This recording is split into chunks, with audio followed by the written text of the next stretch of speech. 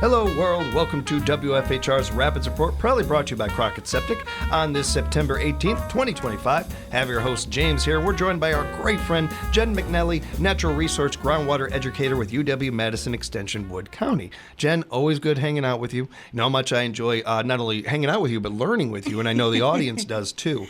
Thanks, James. You don't really do like average topics. You don't really do things where we're going to go into something that I think people have heard before or anything. You're picking a topic today that I think is very universal. Yeah. But just doing a quick read of this, I think you got a lot of stuff in here that is common knowledge. Oh, good. I'm glad. Yeah, we wanted to, time of the year, I always try and think about what information people might need or might want to know. And so that's how we settled on today's topic, which is fall well maintenance and plumbing. Yeah.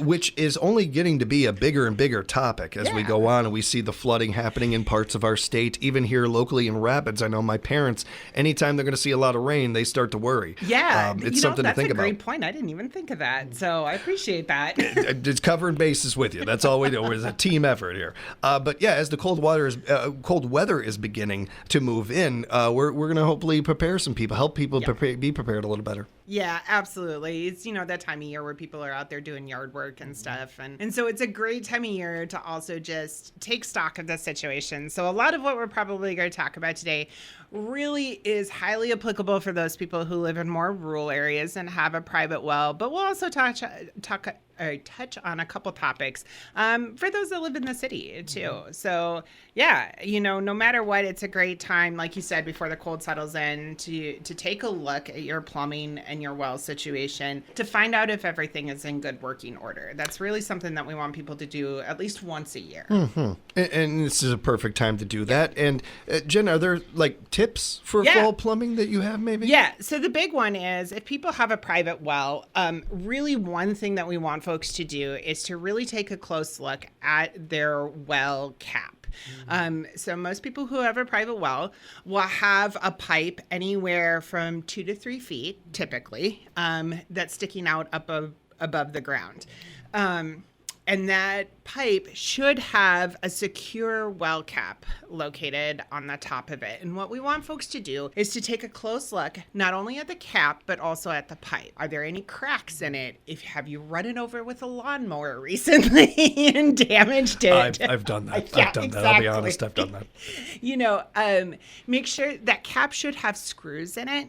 Make sure that those screws are there and that cap is tight on the top. And then one place that a lot of folks don't look on the underside of that well cap, there are usually 1 or 2 small screens that allow like pressure to change within that well. Sometimes those screens get knocked out of place. And so we want folks to kind of either get down below it and look, or to even feel, are those screens still in place? Are there any holes or anything like that? I personally had a private well in a different home that I lived in, and those screens were missing, and we didn't know that until we had our water quality tested and had a bacteria issue, and come to find out ants had gotten into our well and caused this bacteria issue, and everything looked fine, but we really hadn't taken that really close inspection. So, it's a good reason for people to take a close look. All great tips, especially so many of these things, and this is not a judgment thing. We all do this to a degree with certain things. Oh, it's there. It's good.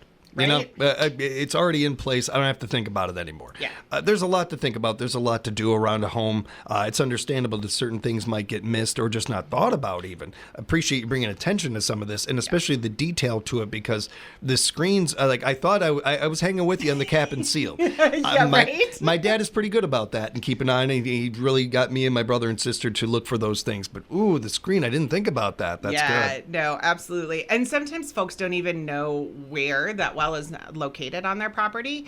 So that's always a good thing too, that if you're like, I really don't even know where that pipe is, it's a good chance to go out and try and locate it, or to differentiate it from your septic system too. If you live out in the country, you'll have some observation pipes for your septic system, and a lot of times those two things can be confused with each other because they both have caps.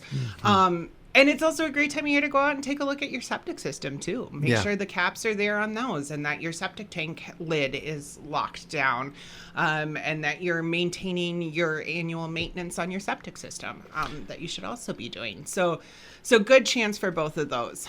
One other thing that we encourage people to do with that pipe, and I think it's especially pertinent as we're doing yard work and stuff, is we really want to make sure that we also don't have a bunch of like vegetation around that pipe or piled on top of it. And that we're also thinking about when it comes time for snow, which knock on wood, we're not dealing with yet, that we're not piling snow on top of that pipe as well, because that vegetation can encourage, different rodents or, insects or whatever else to take up habitat there. Snow carries a lot of different stuff with it, which is not good for our water. And so we just want to make sure that we're, maintaining a clear space around that well pipe. In addition, we also want to take a look if your well is closer to your home, where your downspouts are coming from and where those downspouts are directing water to. If you have water directly flowing towards that well pipe, that's not a great thing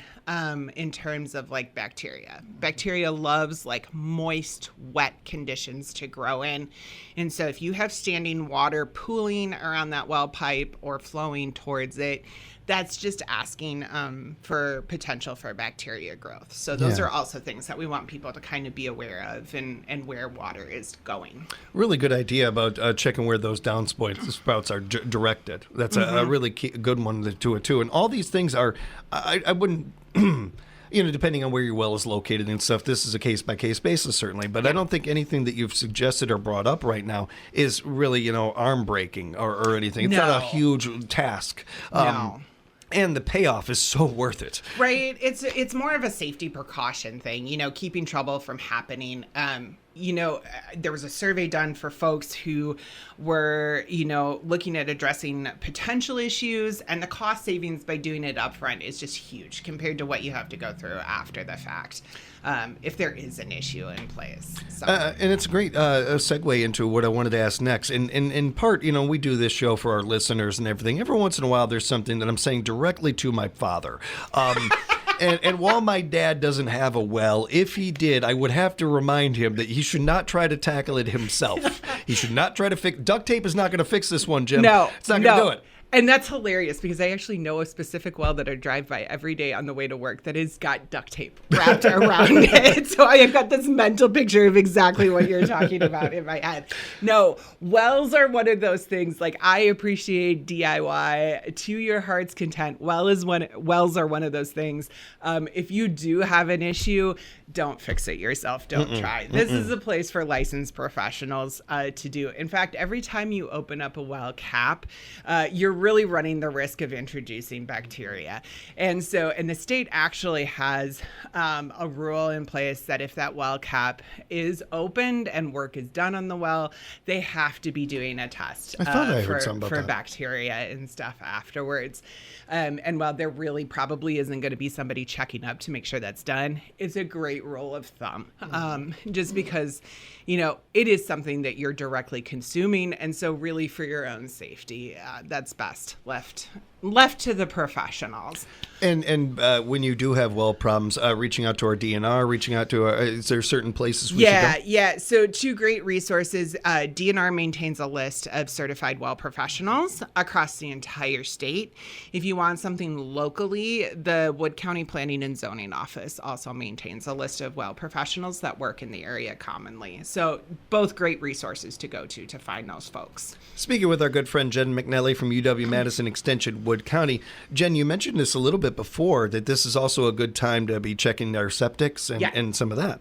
Yeah. So, septic maintenance is required and an inspection is required every 3 years by the county and state. So just making sure that you're on that routine of maintaining your septic system and having it inspected. If you're not sure where you are, you can call the Planning and Zoning Office and they can let you know where you're at in that inspection process. And then if you have a septic tank, you should be having that pumped routinely as well. So I do think it's ironic that we're sponsored by Crockett Septic today. So it's a great hilarious. reminder. It's wonderful. That's well done. Well done by you. As well, which is great. And what a cool resource that they're able to help you, like especially if you're a new owner of a home or something, and that's just one of those bits of information that got lost in the shuffle, that they're able to help you know, hey, we were able to check it two years ago or whatever it might be. Yeah, exactly. And know where you're at, because that is one of those things, especially if you're not used to having a septic and a well, that can be a pretty steep learning curve for folks to try and figure out and find information. DNR, Department of Health Services, all have great basic information on how to learn about both your septic and your well, which I encourage people to do, to take the time. They're pretty cool systems. Yeah. When you think about it. So. And as far as things to look for when checking it out, the cracks or that might be in place or something like that. Yep. You want to just, for both wells and septics, again, cracks, anything that looks like it's damaged, making sure that caps and lids are in place and like your septic tank lid is locked down. That's required in state statute. If you do stumble across something, it is not uncommon, especially in our rural areas, to stumble across an old septic system or an old well that's no longer being used. And those things, in that case, we really want to make sure that we're getting those taken care of and out of the landscape. So for wells, we want to make sure that they're properly filled and sealed. Wells are like an unused well without a well cap. Just think about it. It's an open pipe. It's a direct conduit right down to your drinking water or local water resources. And so the possibilities for contamination really significantly increase. And frankly, the same thing happens for like an unused septic system, an unused tank. I mean, we still have in certain situations pit wells. Not only the risk for contamination, some of those larger cisterns that are out there are really kind of dangerous for folks too. And so that same list of certified well professionals are going to have folks that can fill and seal those wells as well. And the cool thing, when it comes to like filling and sealing wells, the County Land Conservation Department actually occasionally, depending on the budget, has money to cost share that because it's considered a best management practice. So if it's something you stumble across on your property and like, look, I really want to get this taken care of, definitely reach out to the Wood County Land and Water Conservation Department. Or if you're in a different county listening, reach out to your own land conservation department, because there may be funds available to help pay for that. Which is really cool. It's awesome that they're doing it. Very smart that they're doing that. It's really cool to hear. And something that always good to remind people about, especially, I don't know that that's common knowledge either. Another one of those bits of information I was talking about. Are there signs or indications of an unused well that we should keep an eye out for? Yeah, absolutely. So for, obvious one, pipe sticking out of the ground that you don't know what the heck they go to. That's usually a good one, right? On old farms, a lot of times the old windmills that you see, those are usually connected to a well of some sort, because those windmills were used to help pump the water out of the ground. Yeah. So that's usually a good telltale sign. Just between you and I just learned that. See, I did not know that. Go, oh my right? gosh, that's so awesome. Now you're going to be driving around all over the place and be like, hey, I bet I know what that's for, right? Old buildings, houses, they typically have a well associated with them. So if it's an abandoned, building of some sort on your property, definitely check it out. Depressions in the ground. And then if you stumble across like a concrete tank or vault or pit, sometimes they have like lumber or metal that's been dragged over the top of them. Or even what I've seen too in certain cases is almost like a depression or a sinkhole, and people can't figure out why the land is like subsiding or sinking there. We don't naturally really have sinkholes in this area. So if that's occurring, there's usually a sign that there's something underground buried there. Great example of this is in Portage County, right by the county building. Their parking lot actually had a sinkhole. Wow. Come to find out, there was old underground tanks there that nobody knew existed. That's wild. Yeah.